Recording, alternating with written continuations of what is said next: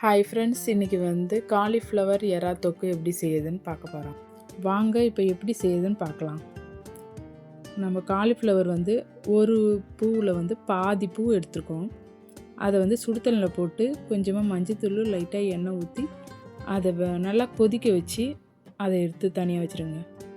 அதன் பிறகு வானலில் 2 ஸ்பூன் எண்ணெய் ஊற்றி கொஞ்சமாக கடுகு, கொஞ்சம் சீரகம் அதையும் போட்டு நல்லா வதக்கிக்கோங்க. அது நல்லா வதங்கிட்ட பிறகு கருப்பில் போட்டுக்கோங்க. கருப்பில் போட்டு அதுக்கப்புறம் வெங்காயம் போட்டு அது நல்லா பொன்னிறமாக ஆகிற வரைக்கும் வதக்குங்க. அதன் பிறகு தக்காளி போட்டுக்கோங்க. 2 வெங்காயம் 2 தக்காளி, இது கரெக்டாக இருக்கும். நம்ம 1/2 கிலோ எறா எடுத்துருக்கோம். இப்போ பச்சை மிளகாவும் போட்டு வதக்குங்க.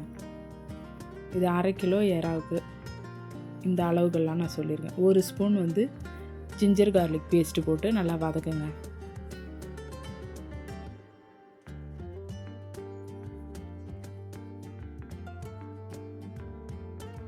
எல்லாமே நல்லா வதங்கிட்ட பிறகு நம்ம நல்லா க்ளீன் பண்ணி வச்ச மஞ்சத்தூள், உப்பு போட்டு நல்லா க்ளீன் பண்ணிக்கோங்க எறாவை. அந்த க்ளீன் பண்ண எறாவையும் எடுத்து போட்டுக்கோங்க.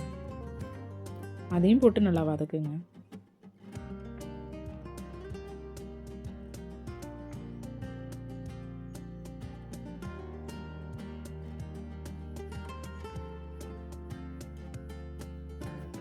எறா லைட்டாக வதங்கிட்ட பிறகு நம்ம வேக வச்சு வச்சுருக்க காலிஃப்ளவரையும் எடுத்து போட்டுருங்க.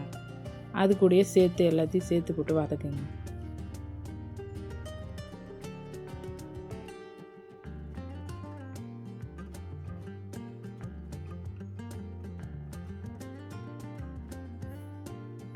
இப்போ இது நல்லா கொஞ்சம் வதங்கிட்ட பிறகு தேவையான அளவு மசாலா ஐட்டம் போட்டுக்கலாம்.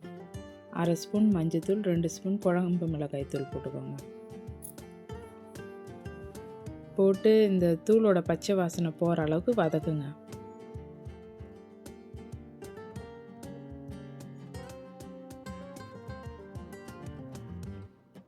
இது நல்லா வதங்கிடுச்சு. இப்போ தேவையான அளவு உப்பு போட்டுக்கோங்க.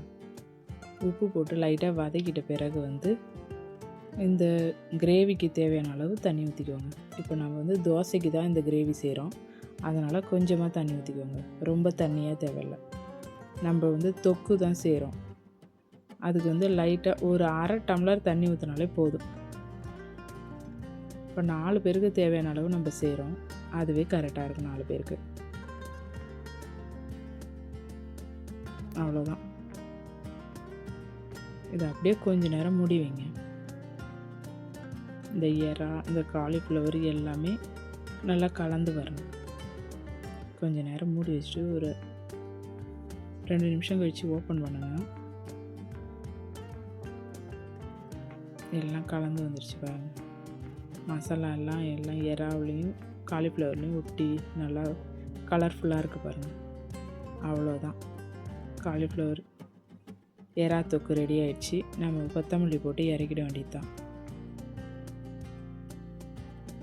நான் இன்றைக்கி இது தோசைக்கு தான் ரெடி பண்ணியிருக்கேன்.